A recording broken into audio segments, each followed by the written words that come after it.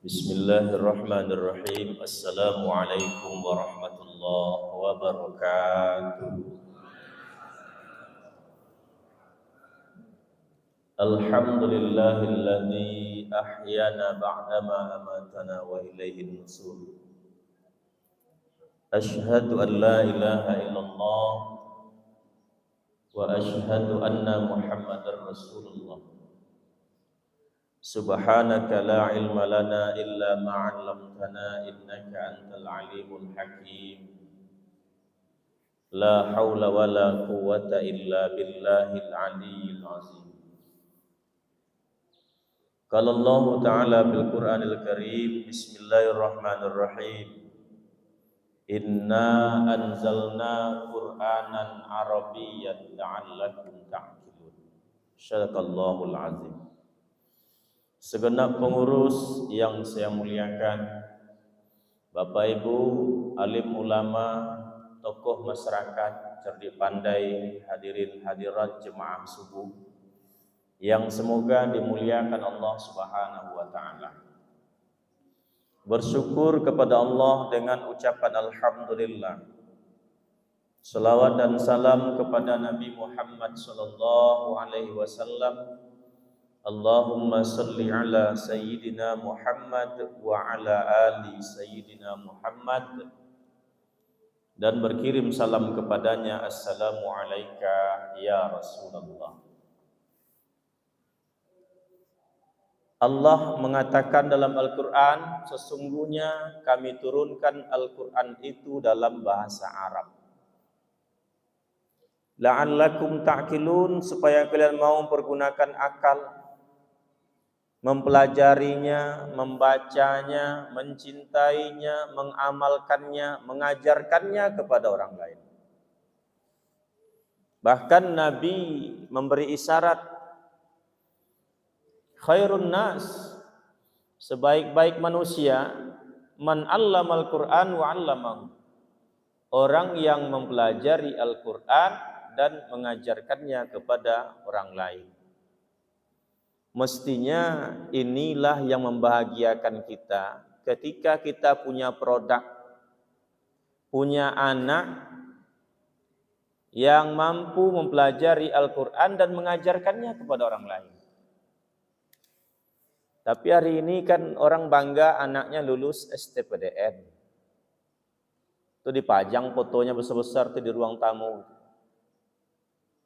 Cover FB-nya foto itu juga, cover WA-nya itu juga. Begitu bangga dia. Orang bangga kalau anaknya lulus akademi kepolisian, akademi kemiliteran, akademi ikatan sekolah pemerintahan. Kalau ada anaknya lulusan sekolah tinggi ilmu pendidikan Al-Quran, bahkan tak dipajang-pajang, hilang kebahagiaan. Padahal kata Rasulullah, ini yang mesti dibahagiakan. Walaupun tidak disebut dibanggakan, tapi dibahagiakan. Man 'allamal Qur'an wa 'allamahu, orang yang pelajari Al-Quran dan mampu mengajarkan kepada orang lain. Khairun nas, itulah manusia-manusia terbaik itu, kata Rasulullah. Tapi hari ini hilang apa yang diisyaratkan oleh Rasulullah. Bahkan yang ditakutkan oleh Rasulullah ialah ketika umat ini hafal Al-Quran tapi tak paham dengan apa yang dia hafal itu. Kan Nabi berpesan, Pak, kepada Mu'az bin Jabal, "Hai Mu'az, engkau akan kuangkat menjadi gubernur di Yaman." Saya siap, ya Rasul, insyaallah saya amanah. Tapi saya ingin tahu dulu, kata Rasulullah, tes and propertinya seperti apa? Yang ditanya itu Al-Quran, Pak. Kata Rasulullah, kalau terjadi chaos besok di kalangan umatmu, bagaimana kau cara menyelesaikan persoalan itu? Dijawab oleh Mu'az, saya akan merujuk kepada Al-Quran. Rasulullah tidak pesan, hai Mu'az, kalau kau jadi gubernur besok, Selain daripada apa yang kau buat, jangan pernah dibuat dan larang umatmu untuk melakukannya. Tidak gitu pesannya, Pak. Kalau gitu pesan kan mudah sekali. Jangan pernah lakukan sesuatu yang tak pernah kulakukan, wahai Muaz. Ingatkan itu rakyatmu. Selesai. Tapi Rasul tidak. Bagaimana cara engkau menyelesaikan masalah kalau terjadi chaos di antara umatmu? Tak pernah terjadi. Sekarang terjadi. Apa jawab Rasulullah ketika itu? Hai Muaz, kalau tidak engkau temukan dalam Al-Quran bagaimana? Itu kawan-kawan kita yang bisnis burung walet tuh Pak.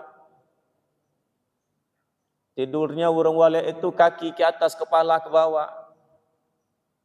Air liurnya keluar, itu ditampung.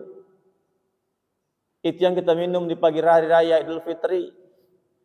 Namanya minuman kaleng. Bukankah hewan yang tidur menggantung itu disebut oleh hukum fikih kita haram hukumnya? Tapi banyak bisnis itu. Nah, ini kan belum ada zaman Rasulullah. Sekarang banyak. Seakan-akan Rasulullah mengisyaratkan bagaimana? Macet. Saya tinggal di Tengkerang sana. Macet. Berangkat dari Panam, macet. Tak bergerak. Di lampu merah itu. Lampu merah mati pula. Azan maghrib pun tiba.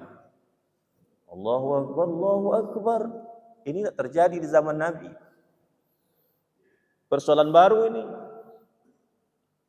Turun polantas ketika itu. Diatur lalu lintas. Sehingga bergeraklah. Tapi Pak Polantas sendiri tidak sempat sholat maghrib pada waktunya. Kenapa kondisinya terjadi seperti itu? Menyelamatkan orang banyak.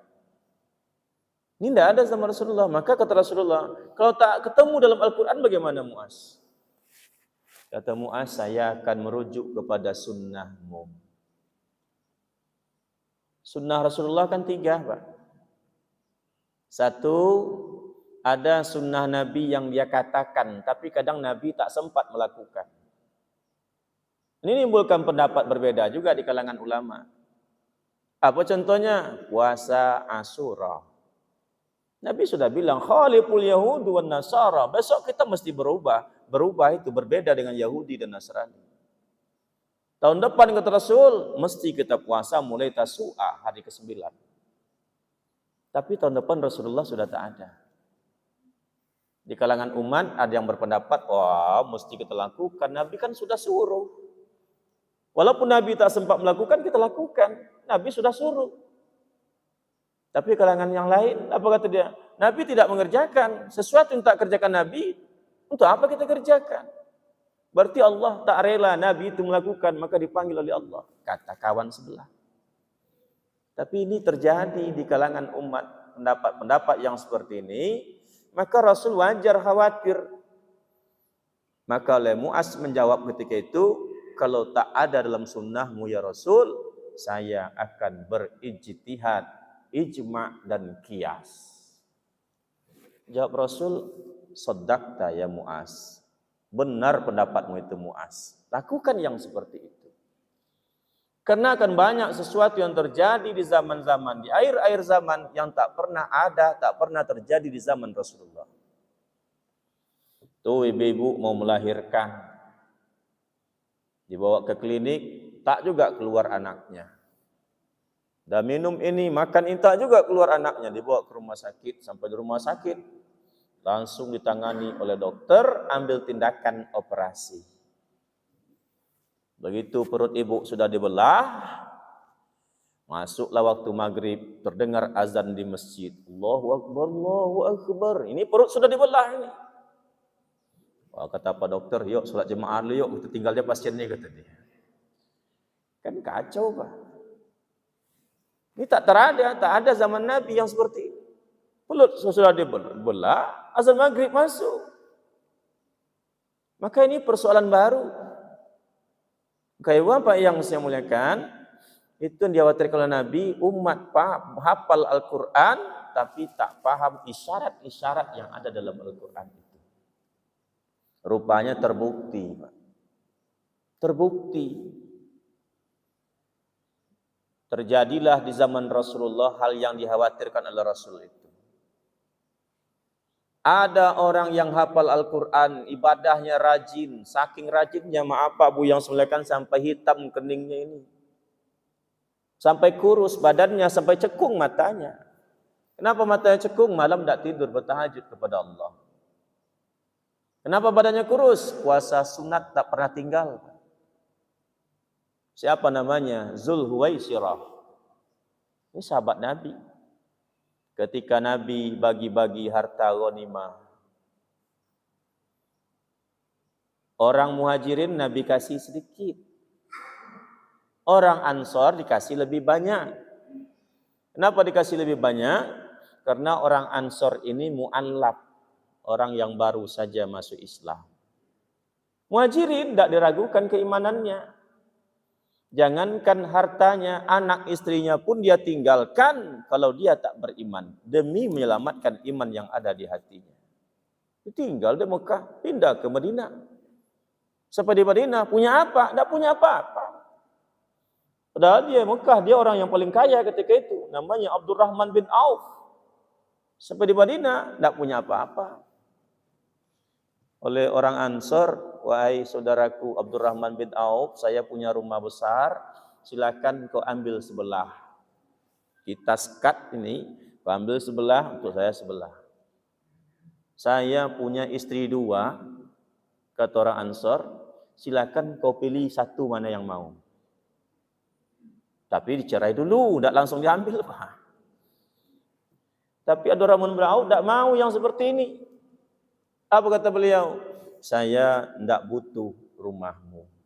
Saya tidak butuh istrimu. Lalu apa yang kau butuhkan? Yang kubutuhkan ialah tunjukkan ke saya di mana pasar kaget. Ada pasar kaget sini Pak. Di mana pasar kaget? Baik kata orang Ansor, diantar. Sampai di situ tunjukkan ini pasar kaget. Ini punya siapa? Orang Yahudi. Terus tanah kosong depannya punya siapa? Ini punya saya nih, kata orang Ansor. Kata Abdurrahman bin Auf, kenapa tidak dibuat pasar sebelah sini? Ya, tidak pandai kita cara buat pasar gimana. Maka beliau kasih saya lapak 4x4, kasih saya tempat berdagang di sini. Silakan pilih di mana saja.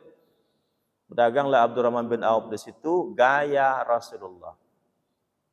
Akhirnya apa? Pembeli-pembeli di pasar Yahudi itu pindah belanja ke dia.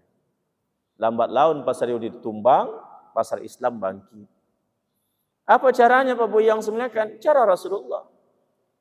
Ramah, tamah, pelayanannya bagus. Yang lebih dari itu ialah timbangannya 1 kilo 11 ons. Setengah kilo 6 ons. Ibu-ibu belanja di pasar 1 kilo ketemunya berapa di rumah? Beli setengah kilo ketemu berapa di rumah? Itu bedanya Pak Bu yang sebenarnya. Nah, Bapak, ketika Rasulullah bagi-bagi harta ghanimah itu, orang muhajirin dikasih lebih sedikit, orang Ansor dikasih lebih banyak. Datanglah seorang sahabat Nabi, namanya Zulhuwaisirah. Ditunjuknya Rasulullah. Ya Muhammad, ittaqullah. Bertakwalah engkau kepada Allah. Coba Nabi Muhammad, Pak, ditunjuk aja coba. Nabi Muhammad sedang bagi-bagi harta ghanimah, tunjuknya bertakwalah engkau kepada Allah. Maksudnya pembagianmu tak adil itu. Zulhuwaisirah. Siapa dia? Orang yang hafal Al-Quran. Siapa dia? Yang setiap malam tahajud kepada Allah. Senin Kamis puasa, setiap pagi duha. Tapi akhlaknya seperti ini Pak Bu yang saya muliakan. Ini yang paling ditakutkan oleh Rasulullah Sallallahu Alaihi Wasallam. Yang kita lihat akibatnya hari ini juga seperti itu. Tuh Yaman, Suriah, Islam bunuh Islam, Islam bunuh Islam. Kelompok ini bantai kelompok ini, Islam juga. Itu gara-gara apa Pak Bu yang saya muliakan? Al-wajibu taqaddamu ala sunnati. Yang wajib itu mesti kita dahulukan daripada yang sunat. Menjalin persatuan, menjalin ukhuwah itu wajib hukumnya. Tapi bukankah kunut itu cuma sunat hukumnya? Bukankah doa bersama itu kita punya pilihan? Tapi orang gara-gara yang ini terkadang menjadi masalah yang wajib malah dilanggar oleh sesuatu yang hukumnya sunat itu. Terlalu sempit ruang gerak kita dibuat oleh pendapat-pendapat terkadang sebagian kecil. Tapi itu yang diangkat. Maka ibu bapak yang saya muliakan, ini yang diwakilkan oleh Rasulullah. Hafal Al-Quran, rajin ibadah, tapi akhlaknya tak ada. Hari ini kalau bapak-bapak melihat anak-anak sekolah ngebut, dia tegur, "Hoi, jangan ngebut-ngebut. Ini banyak anak-anak main-main di sini, anak-anak kecil." Apa jawab anak sekolah? Langsung mencarut. Yang bapak menasihati tadi dicaruti oleh anak-anak sekolah. Terjadi hari ini. Yang nasihati itu bukan lagi anak muda, orang tua, selepel dari atuknya mungkin. Tapi dicaruti. Terangkat akhlak. Nah, ibu bapak yang saya muliakan, maka Thomas Lincott melakukan penelitian selama 25 tahun di 40 negara. 25 tahun penelitiannya di 40 negara. Apa hasilnya? 10 sebab tanda-tanda kehancuran atau kemunduran sebuah negara. Satu di antaranya yang nomor 1, akhlak anak-anak mulai diangkat di negeri itu. Ngomongnya ndak karuan. Caci maki luar biasa. Geng, kelompok-kelompok meningkat. Perkelahian antar kelompok semakin banyak. Diangkat. Itulah hasil penelitian Profesor Dr. Thomas Lincott. Nah, apa yang saya muliakan, yang terjadi di masa Rasulullah ini terjadi pula pada zaman Utsman Ali bin Abi Thalib. Ketika Ali bin Abi Thalib menjadi imam pada saat solat subuh itu, Ali sedang ruku, Allahu Akbar. Majulah seorang jemaah ke depan, diambil pedangnya, dibacok Ali dari belakang. Darah bercucuran, Ali menggelepar. Siapa yang bacok Ali dari belakang itu? Itulah orang yang hafal 30 juz Al-Quran. Iyo 30 juz bu, Al-Quran tuh. Ragu ibu. Bu, Al-Quran 30 juz. Iya betul. Sebab ada kemarin yang nanya ke Pak Kiai. Kata ibu itu, ketika Pak Kiai bilang, "Bu," kata Pak Kiai, "itu anak yang baca Quran tadi itu hafal 30 juz tuh." Kata ibu tadi, "Tinggal berapa juz lagi Pak Kiai biar hafal semuanya?" Itu orang kita, Pak. Tinggal berapa juz lagi kata dia. Nah, hafal 30 juz Al-Quran, setiap malam bertahajud kepada Allah. Setiap pagi solat duha, Senin Kamis puasa. Bahkan orang ini bahkan hafal banyak sekali hadis Rasulullah. Orang ini. Dialah yang baca Ali ketika Ali sedang rukuk. Ali itu saudara Rasulullah. Ali itu khalifah yang keempat ketika itu. Ali itu menantu Rasulullah. Ali itu sahabat Rasulullah. Dia hafal hadis, dia hafal Al-Quran. Inilah dia Abdurrahman bin Muljam At-Tamimi. Seorang sahabat yang hafal Al-Quran, hafal hadis, tapi dia bunuh Ali ketika sholat subuh. Ini yang diwakilkan oleh Rasulullah sallallahu alaihi wasallam. Maka Bapak yang semuliakan, turun surat pertama, Iqra, Iqra, Iqra. Baca, baca, baca. Analisa, analisa, analisa. Pelajari, pelajari, pelajari. Nah, itu beda dengan kita hari ini, Pak. Kerja, kerja, kerja. Bukan Iqra, Iqra. Kerja, kerja, kerja. Tanpa baca. Akhirnya Pertamina merugi, Pertamini tidak pernah rugi. Kan aneh itu, Pak. Pertamini tidak pernah rugi, untung terus. Pertamina yang rugi terus kata dia. Nah, Bapak yang saya muliakan, Al-Quran untuk dibaca.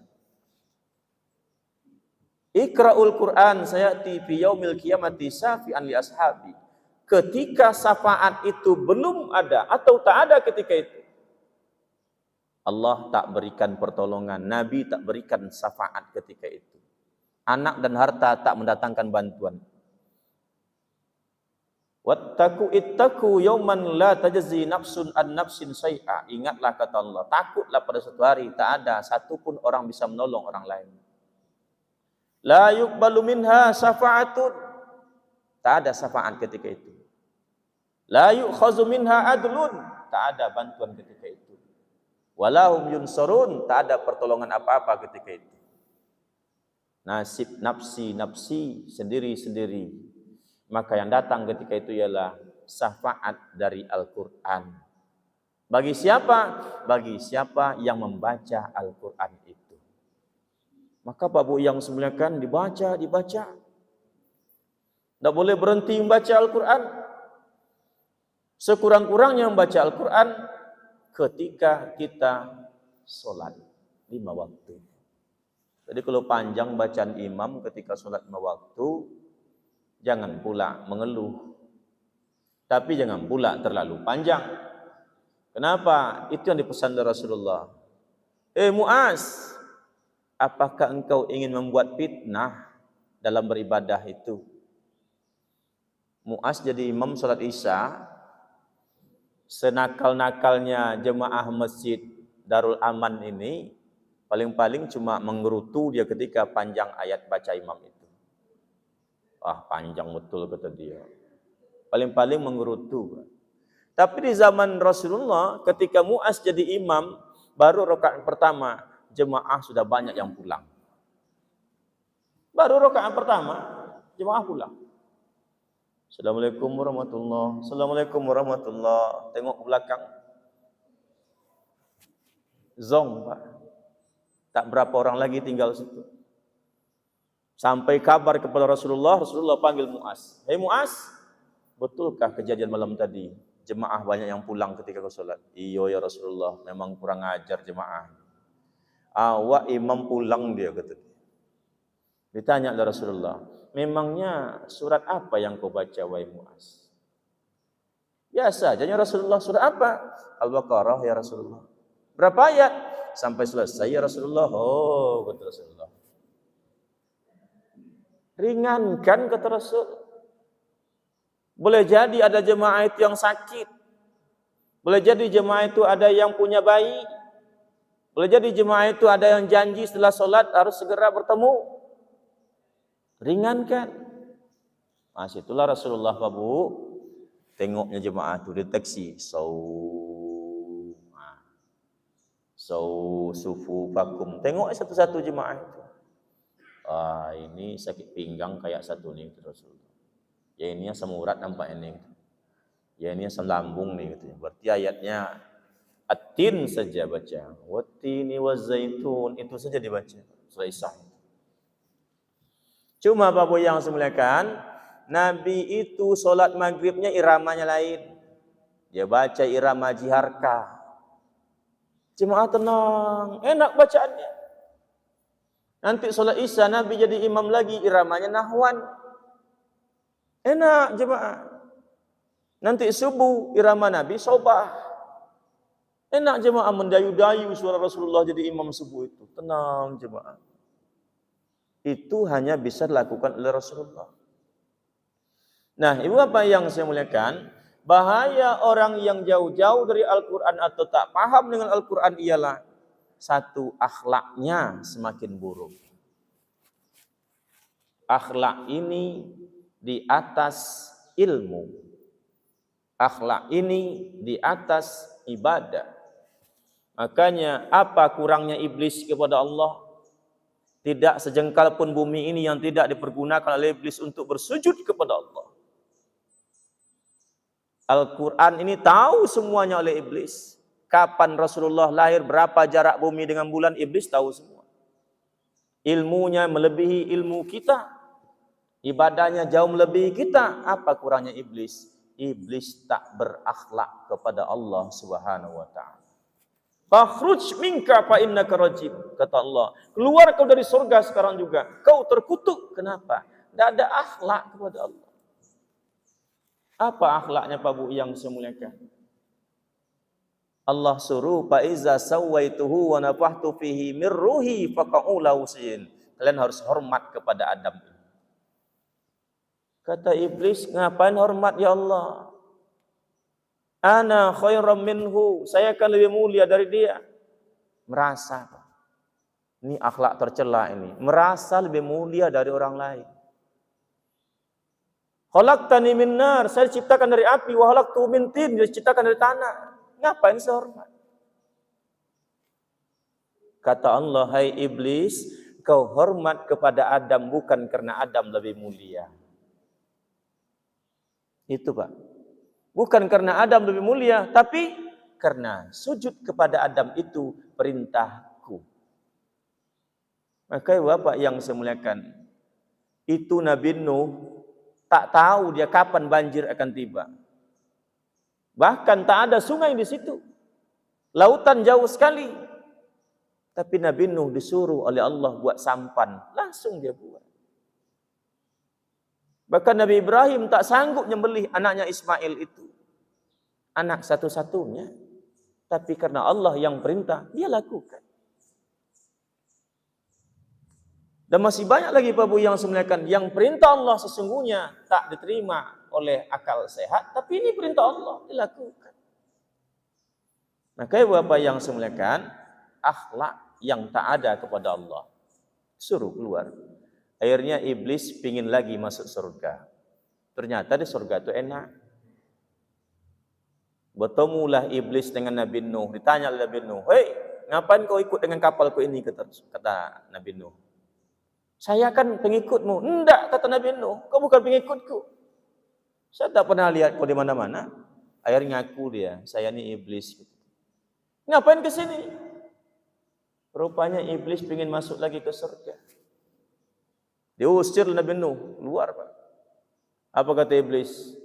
Kalau begitu, saya akan sampaikan rahasia ini. Apa rahasianya? Saya ingin mempengaruhi umatmu dengan 5 cara. Tapi 3 yang akan kuberitahu, kata dia. Datang perintah Allah. Hei Nuh, jangan tanya yang 3 itu. Tanya yang 2 yang dia sembunyikan itu. Didesak Nabi Nuh, ceritakan oleh iblis. Apa yang 2 itu? 1, akan kubuat umatmu jauh di mata, dekat di hati. Badannya di masjid, hatinya di pasar. Kan dia buat seperti itu. Yang kedua apa? Aku buat dia selalu iri hati, dengki terhadap saudaranya sendiri. Wah, ini yang paling berat. Jamaah masjid pindah. Kenapa pindah jamaah masjid? Pengurusnya ganti. Saya kalau dia pengurus sampai mati pun tak ke masjid, saya kata dia. Sampai mati. Siapa yang tak tahu ibu-ibu yang saya muliakan, melawan kepada suami itu berdosa? Tahu dia. Tapi kenapa melawan juga dengan suami? Jawabnya, sakit hatinya aku tak melawan tuh. Itu jawabnya. Siapa yang tak tahu 3 hari tak tegur sapa, ibadah tak terima lagi. Jangan ke 3 hari kata dia. Sampai mati pun aku tak bertukar sapa dengan dia. Mati. Itu bahayanya Pak Bu yang saya muliakan. Oleh sebab itu, jangan jauh-jauh dari Al-Quran. Yang kedua Pak Bu yang saya muliakan, orang yang jauh dari Al-Quran akan rusak ukhuwah Islamiyah. Hubungan silaturahminya rusak. Kenapa? Jauh dari Al-Quran. Kalau ada khatib sedang berkhutbah Pak Bu yang saya muliakan, kita terlambat datang, dah 2 salah kita itu. Kenapa lambat datang? Khatib sudah berkhutbah, kita baru masuk. Kenapa lambat datang? Masuk kadang solat sunat pula di depan masjid sedang khatib sedang berkhutbah. Khatib sedang berkhutbah, solat sunat pula depan itu. Solat tahiyatul masjid. Padahal Pak Bu yang semuliakan, mendengarkan khatib itu hukumnya wajib. Solat yang dikerjakan itu hukumnya sunat. Ini kedudukan hukum.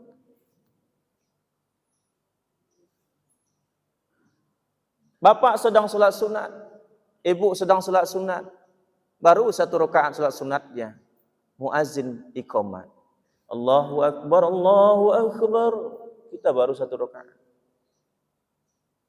Imam langsung angkat takbir, Allahu Akbar. Kita baru 1 rakaat.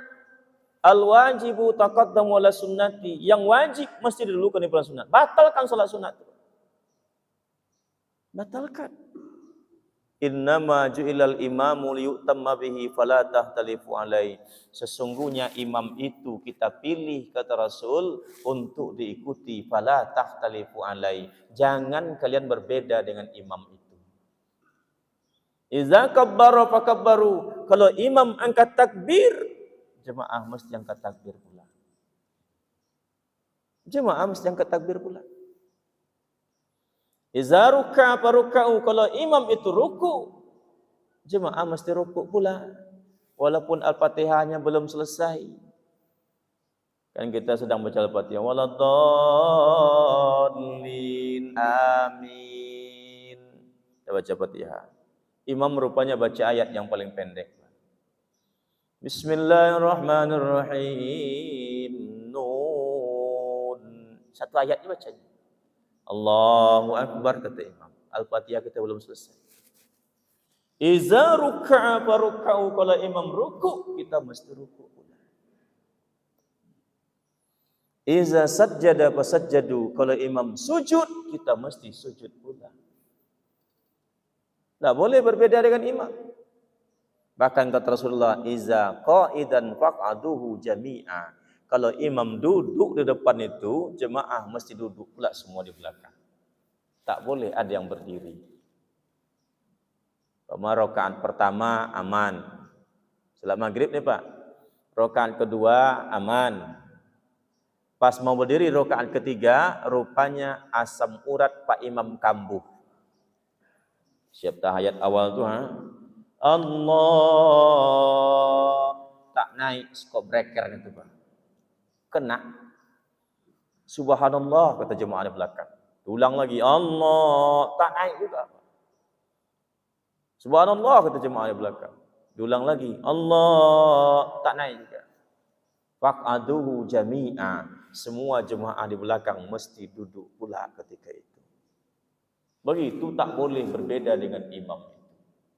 Maka selektif sekali menjadi imam dalam solat itu oleh Rasulullah. Sangat selektif. Yu'ammul qauma li'akra'uhum bi kitabillah, kata Rasul. Yang paling pantas menjadi imam itu ialah orang yang paling bagus bacaan Al-Qur'annya. Kayak Syekh Hamidi, Pak Imam itu tadi. Paling bagus baca Al-Qur'annya. Tak boleh tua, asal tua dia jadi imam. Tidak. Li'akra'uhum bi kitabillah. Yang paling bagus bacaan Al-Qur'an. Itu dulu. Kalau sama, wa in kanu sawa. Kalau ada berapa orang yang sama bacaannya, kata Rasulullah, fa'a'lamahum bisunnati. Cari di antara mereka yang paling paham dengan sunnahku. Yang paling berpendidikan. Cari, kata Rasul. Oh, rupanya sama juga pendidikannya Pak Imam yang 2 orang ini. Maka kata Rasulullah, fa'aqdamahum bihijrati. Cari siapa yang duluan tinggal dengan Masjid Darul Aman ini. Nah, dia masuk ke sini bulan berapa? Satu ini masuk ke sini tahun berapa? Tengok. Rupanya sama pula datang ke sini, Pak. Tahun sama, tanggal sama, hari pun sama juga. Maka kata Rasulullah, lihat siapa yang lebih senior, yang lebih berumur, yang lebih tua. Tengok KTP. Sama pula tanggal lahirnya. Ini gimana ini? Sama keempat-empatnya. Nah, baru ditambah oleh Imam Syafi'i. Apa kata dia? Cari di antara mereka siapa yang duluan menikah. Tengok. Sama pula tanggal nikahnya Pak Imam kita ini. Gimana ini? Maka oleh Imam Syafi'i tambah satu lagi Pak. Dicari di antara mereka siapa yang lebih ganteng. Nah, ini tidak mungkin sama Pak. Pasti beda ini. Nah, dia dulu jadi imam. Begitu selektifnya Bapak yang sebenarnya. Maka apa yang dilakukan oleh Pak Imam di depan itu tak boleh kita berbeda dengan dia. Bahkan ada kawan lelucon mengatakan kalau pasang kopiah Pak Imam itu miring, jemaah mesti miring pula pasang kopiah di belakang. Kalau Pak Imam gini kopiahnya, kita gini pula belakang. Begitu tak boleh berbeda dengan imam. Nah, itu apa yang saya muliakan? Yang ketiga, apa bahaya orang jauh dari Al-Quran? Kalau tak paham Al-Quran, rusak ibadah tanpa sadar. Ini yang paling kita takutkan. Kita merasa ibadah kita bagus-bagus saja. Rupanya rusak ibadah kita tanpa sadar. Kenapa? Kita tak paham apa yang dimaksud, yang diisyaratkan oleh Al-Quran. Maka ada ayat Allah menyetir kita. Apa kata Allah? Fawailul lil musallin.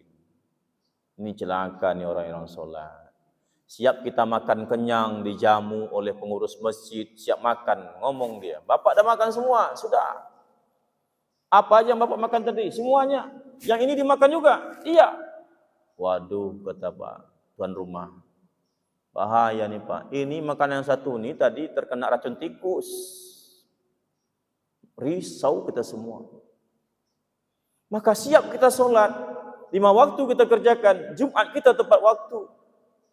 Datang Allah mengatakan, fawailul lil musallin. Celaka bagi orang-orang sholat. Itu sahabat kacau semua pikirannya. Siapa yang celaka? Siapa yang celaka?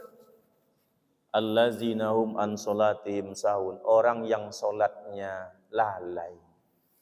Belum juga paham kita Pak. Apa yang lalai itu?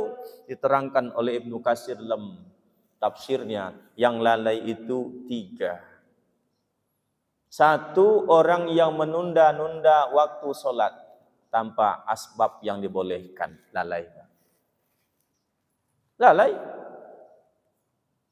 Kenapa tak boleh menunda-nunda? Jawabannya 3. 1, ibu bapak yang saya muliakan, waktu sholat itu Allah yang menentukan, bukan kita.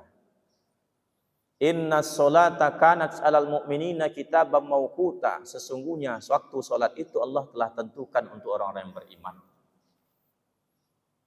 Aqimis sholata liduluki samsi ila sakil lail wal Qur'an al-fajr. Kerjakan sholat zuhur kalau tergelincir matahari. Mau jam berapa saja silakan, yang penting tergelincir dulu matahari.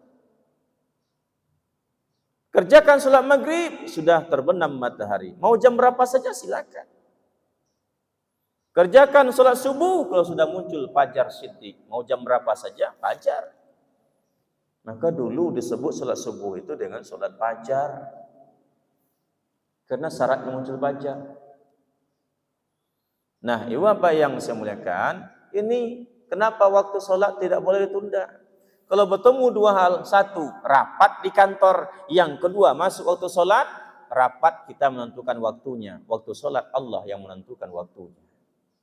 Itu beda tuh Pak. Kadang jam setengah 12 baru mulai rapat. Masuk zuhur jam 12:15 rapat jalan terus. Enteng saja macam tak ada masalah. Dia haji juga tuh. Hajjah juga dia mimpin rapat. Lewat saja. Kenapa lewat saja? Karena tak paham apa yang disyaratkan oleh Allah dalam Al-Quran itu. Nah, ini apa yang saya muliakan? Ini orang yang lalai. Nabi pernahkah menunda waktu sholat? Pernah. 1, ketika ta'lim. Ketika sedang ceramah tuh Nabi masuk waktu maghrib. Sahabat mengingatkan, ya Rasul, izin ya Rasul. Ada apa kata Rasul?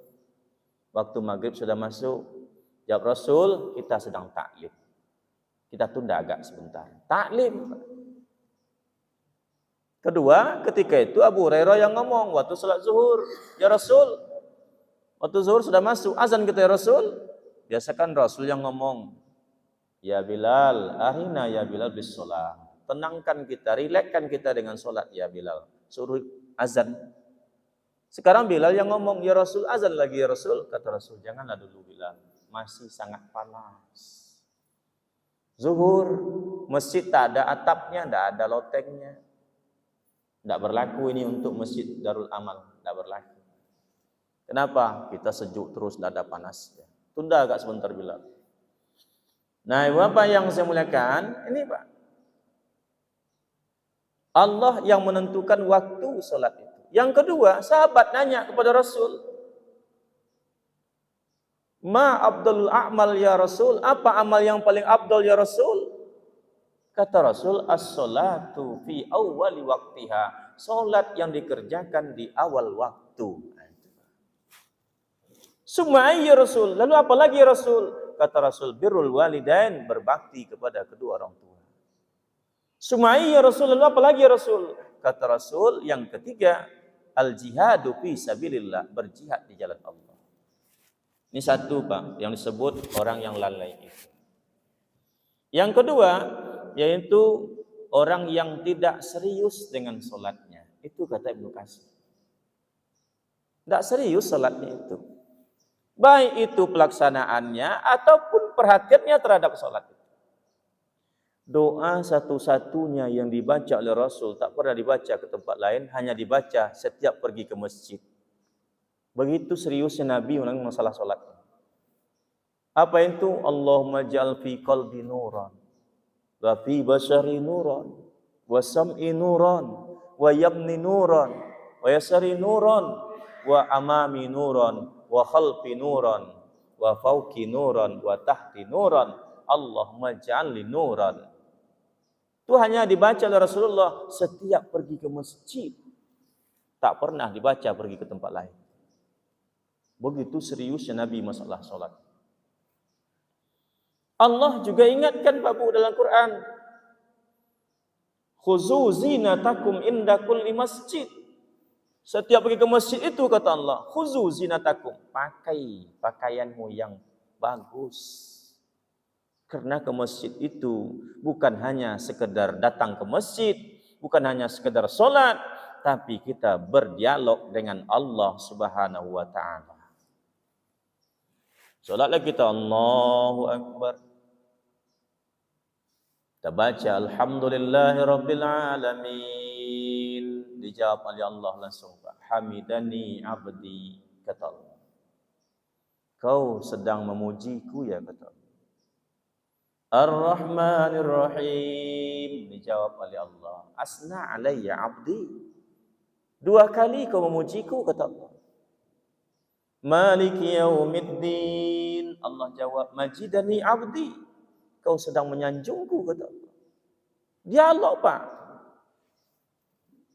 Iyyaka na'budu wa iyyaka nasta'in.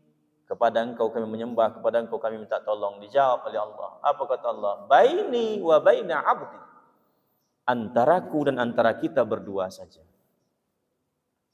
Maka ibu bapak yang saya muliakan, oleh ulama kita dahulu, setiap ada doa yang belum dikabulkan, belum terasa Allah kabulkan, ditambah dengan amalan Al-Fatihah itu. Apa itu? Ketika sudah baca iyyaka na'budu wa iyyaka nasta'in, di situ niat dipasang, di situ hajat disampaikan.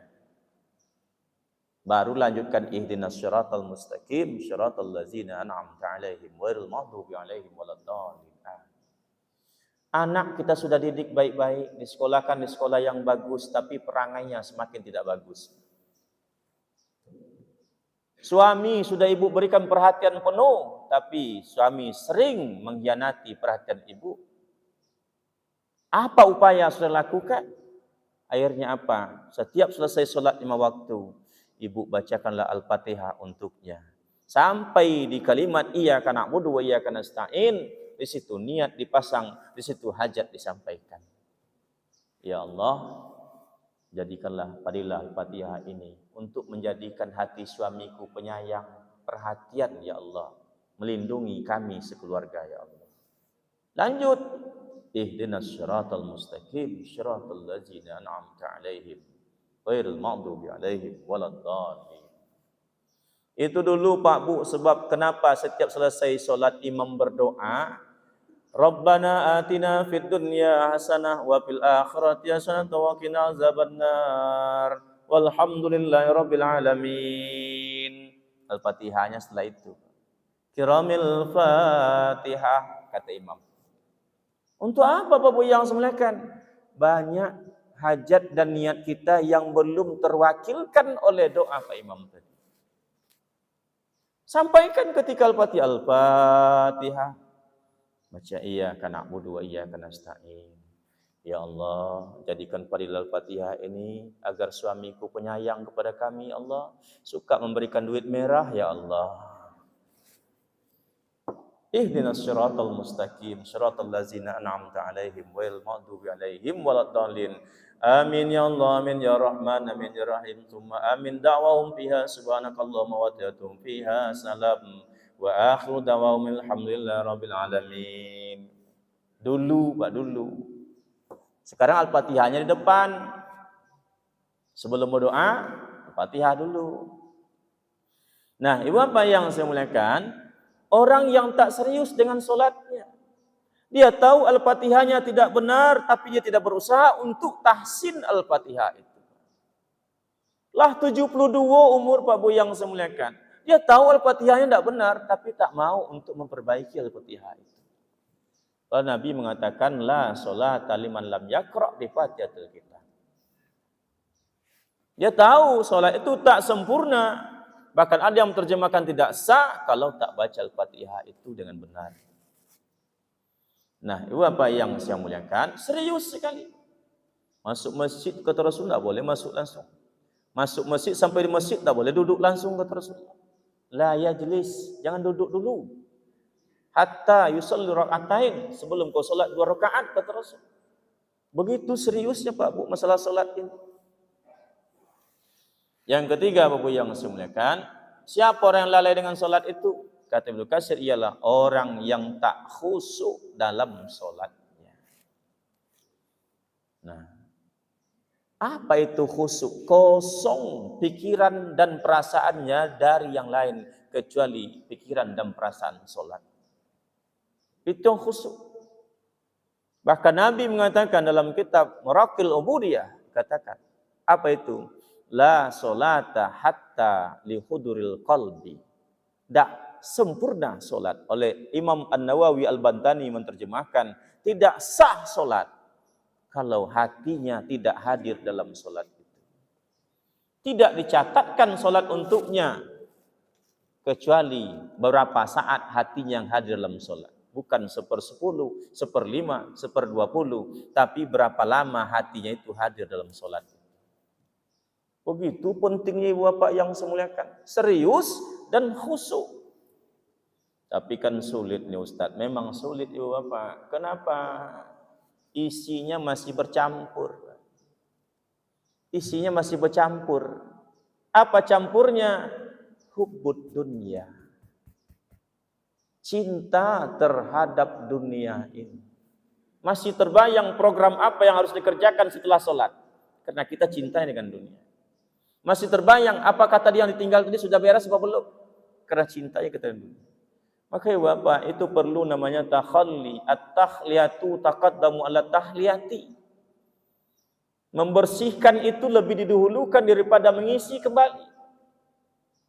Nih, airnya tidak bersih. Jangan diisi terus. Nah, alhamdulillah, waktu sudah masuk. Jangan diisi terus, Pak. Dibersihkan dulu. At-tahliyatu taqaddamu ala tahliyati, bersihkan, dibuang. Setelah dibuang baru diisi dengan air bersih. Baru nyambung, Pak. Setelah berisi air bersih baru tajalli, nampak isi dalamnya. Apa isinya? Nampak. Maka Rasulullah berpesan kepada kita, inna likulli syai'in syaqalah wa syaqalatul qalbi zikrullah. Setiap sesuatu itu ada alat untuk membersihkannya. Hati ini perlu dibersihkan dengan apa? Zikir kepada Allah. La yazalu lisanuka ratban min zikrillah. Jangan pernah sampai kering lisanmu ini karena berzikir kepada Allah. Kalau masjid bagian dalamnya ingin dibersihkan, jangan sapu bagian luarnya, tapi sapulah bagian dalamnya ini. Kita membersihkan hati kita ini, tapi lisan saja yang berzikir-berzikir. Jangan, masukkan zikir itu ke dalam. Ali bertanya kepada Rasul, ya Rasul, bagaimana zikir yang bagus itu? Kata Rasul, hai Ali, pejamkan matamu, tutup mulutmu, tongkatkan lidahmu ke langit-langit, sebutlah Allah, Allah, Allah, Allah dengan hatimu sebanyak-banyaknya, maka akan melelehlah air matamu, kata Rasulullah. Hati, Pak. Tapi kalau hati ini masih juga terikat dengan sesuatu yang keruh belum dibersihkan, tidak fokus, Pak. Jadi anak datang kepada ayahnya, malas lagi solat di Masjid Darul Aman tuh, ayah. Kenapa, kata? Macam-macam gaya orang solat di situ. Ada yang begini angkat takbirnya, ada yang begini, ada yang begini. Ada yang begini tahiyatnya, ada yang begini, ada yang begini-gini, kata. Jadi malas lagi ke masjid, kata anak. Oh, kalau begitu tidak usahlah ke masjid, kata ayahnya. Tapi ayah kasih tugas kepada engkau besok. Baik ayah, apa tugasnya? Begitu orang nanti sholat maghrib, kau keliling masjid itu. Kau bawa baki, lalu kau isi air 1 gelas, kata ayahnya, penuh, kau keliling masjid, tapi tak boleh tumpah setetes pun air itu. Tak usahlah ke masjid lagi, kata ayahnya. Baik, kata dia. Pas muazin komat, Allahu Akbar. Mulailah dia, Allahu Akbar, kata imam, dia keliling. Sampai selesai sholat maghrib, keliling-keliling. Sampai di rumah, ditanya oleh ayahnya. Tumpah? Tidak, ayah. Berapa orang yang kau lihat tadi yang sholat yang begini-begini? Diam dia. Yang angkat takbir begini, berapa orang kau lihat tadi? Gimana mau lihat ayah? Saya akan fokus lihat air ini biar tidak tumpah. Nah, itulah nak khusyuknya pergi sholat ke masjid itu. Jangan dilihat orang, tapi fokus dengan pekerjaan kita sendiri. Kita kan kadang Pak Bu yang semuanya kan melihat, nah, pula bapak sebulan geser-geser terus kakinya nih. Itu yang kita lihat, Pak. Bapak ini ngapa ngangkang kali tegak depan ini? Dilihat. Padahal fokus dengan apa yang kita kerjakan. Qad aflahal mu'minun allazina hum fi sholatihim khashi'un. Itulah bonus kita melaksanakan sholat khusyuk. Sekurang-kurangnya ibu bapak yang semuliakan, khusyuk itu 3, Pak. Sekurang-kurangnya itu. 1, tenang gerakan. Allahu Akbar. Allahu Akbar. Rasulullah saking tenangnya kalau ada itu baskom kecil, apa namanya itu, diisi air, taruh di punggung Nabi ketika ruku, tidak tumpah. Itu tenangnya Rasulullah. Yang kedua, Bapak Ibu yang semuliakan, tenang bacaan. Tak boleh buru-buru bacanya. Alhamdulillahirabbil alamin arrahmanir rahim maliki yaumiddin iyyaka na'budu wa iyyaka nasta'in. Tak boleh, Pak.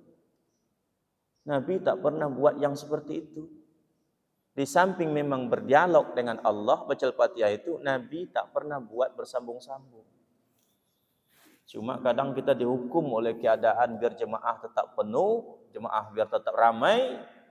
Terpaksalah Pak Imam baca Al-Fatihah seperti itu di bulan Ramadan. Kalau enggak, malam kedua jemaah dah pindah ke masjid lain. Malas lagi sholat situ, kata Pak Imamnya lambat betul, kata dia. Nah, Bapak yang semuliakan, yang kedua, tenang gerakan, tenang bacaan. Yang ketiga, tenang hati dan pikiran.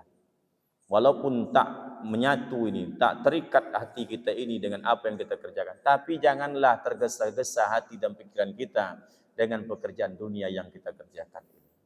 Maka ibu bapak yang saya muliakan, 3 bahaya orang-orang yang jauh atau tak paham dengan Al-Quran. 1, akhlaknya buruk walaupun terkadang dia banyak hafal Al-Quran. Yang kedua, Bapak yang semuliakan, hubungan sosialnya buruk karena tak paham dengan apa yang disyaratkan oleh Al-Quran. Yang ketiga, yang ditakutkan ialah yaitu ibadahnya rusak tanpa disadari. Oleh sebab itu, Bapak yang semuliakan, obat diminum tapi pantangan harus dijauhi. Begitu obat kita minum, pantangan tidak kita tinggalkan, maka obat tak ngefek terhadap apa yang kita inginkan. Salat kita kerjakan, puasa sunat kita lakukan, taklim kita hadiri. Tapi ingat, ada hal-hal yang membuat apa yang kita kerjakan itu zong atau tak bernilai. 1 diantaranya ialah man tasabbaha biqaumin fahuwa minhum. Kata Rasul, jangan ikut-ikut dengan apa yang dibuat oleh orang agama lain. Berhati-hati, jauh lebih diutamakan daripada sekedar mengerjakan sesuatu yang hukumnya al-ibahah. Oh, enggak apa-apa Pak Ustaz, kan malam tahun baru itu malam tahun kita juga. Berhati-hati lebih penting. Jangan-jangan ibadah kita jadi rusak oleh sesuatu yang kita anggap biasa-biasa saja itu.